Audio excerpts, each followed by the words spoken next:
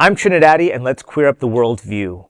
Uganda shuts down LGBTQ plus rights group before vote. A major human rights organization supporting LGBTQ plus people in Uganda has been ordered to shut down just days before the country's national election. Chapter Four Uganda, known for defending civil liberties and queer rights, had its operating permit suspended with immediate effect by the National Bureau for Non-Governmental Organisations under the Ministry of Internal Affairs. The shutdown came ahead of an election won by longtime President Yoweri Museveni, who secured 70% of the vote amid reports of violence. Opposition leader Bobi Wine alleged the result involved fake results and ballot stuffing. Authorities, however, claimed that intelligence information showed Chapter 4 was involved in activities, quote, prejudicial to the security and laws of Uganda, end quote, a charge the organization strongly disputes. In a statement, Chapter 4 said, quote, we consider this suspension unjustified and are pursuing all available administrative and legal measures to restore our operational status as soon as possible, end quote. The move has sparked alarm among LGBTQ plus advocates, especially as Uganda enforces one of the world's harshest anti-homosexuality acts, including life imprisonment and the death penalty for certain charges.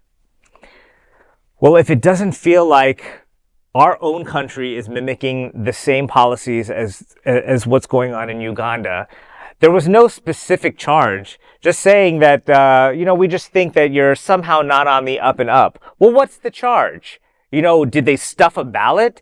What did they do? And I think I feel it so much harder now because of our country and what we're going through. I never thought that the United States would be making these charges like terrorism and for people that obviously with video footage we see is just untrue. Yes. And what is a domestic terrorist? Yeah. Right. It makes me, I think, have more empathy for these other countries because with the other countries, sometimes, I don't know much about Uganda. I've never lived there. I don't have friends from Uganda. That I think, well, maybe it's true. Like, I don't know, but seeing how our fascist regime is going on now, I'm thinking, man, they really are under some discrimination, and as much as hopefully when we get through this in our country, that I need to be more of an advocate for people all around the world of what's going on there. Yeah. They could legally kill people for being gay. Okay. Over there. Hey, they kill people here for being nurses.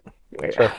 And yes, I said that. Yeah. Okay. So, Uganda already criminalizes LGBTQ plus people for just being themselves, right? So this move sends chills down my spine because, when government shuts down LGBTQ advocates, that's all control. Mm-hmm. It's all control, and Trump takes a page out of these countries' rule books as to how he wants to treat us, Yeah.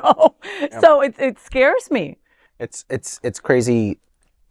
They don't have the First Amendment right, freedom of speech. So there's that. But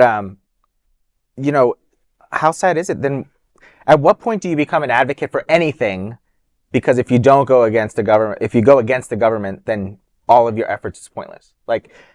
It's sad to see that even here in the States, but then to see it overseas too, because we have a whole lot more rights than, with everything being stripped from us, we still have a whole lot more rights than some of these people globally.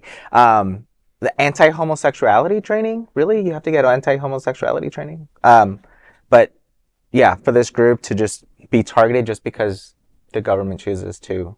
And I think it's the importance of America.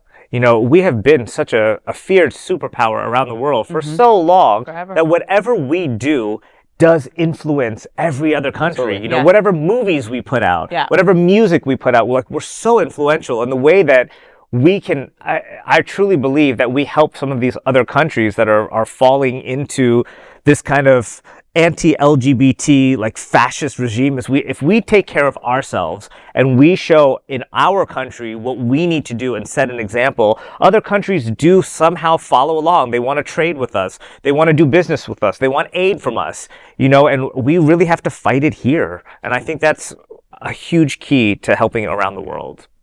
Well, there is no other queer nonprofit media platform like this in the entire world. Support our LGBTQ stories by sharing them and subscribing to Queer News Tonight.